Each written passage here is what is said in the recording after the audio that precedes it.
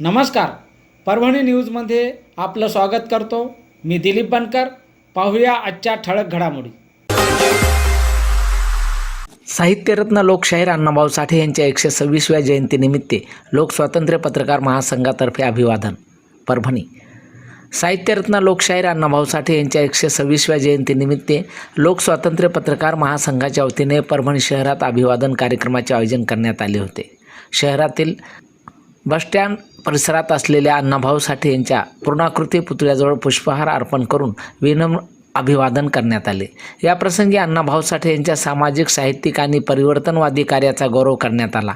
त्यांच्या या विचारांनी समाजातील वंचित, शोषित आणि कष्टकरी घटकांना न्याय व प्रेरणा त्यांनी दिली असून त्यांचे कार्य आजही मार्गदर्शक असल्याचे मत उपस्थित मान्यवरांनी व्यक्त केले. या कार्यक्रमास लोकस्वातंत्र्य पत्रकार महासंघाचे महाराष्ट्र प्रसिद्धी प्रमुख तथा संघटक भगीरथजी बद्दर, जिल्हाध्यक्ष दिलीप बनकर, पत्रकार दिलीप बोरुळ आदी मान्यवर उपस्थित होते.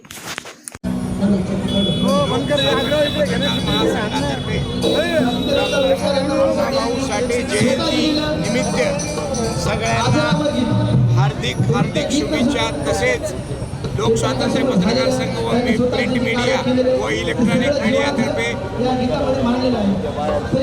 अण्णाभाऊ साठे यांच्या जयंती 106व्या जयंतीनिमित्त हार्दिक शुभेच्छा.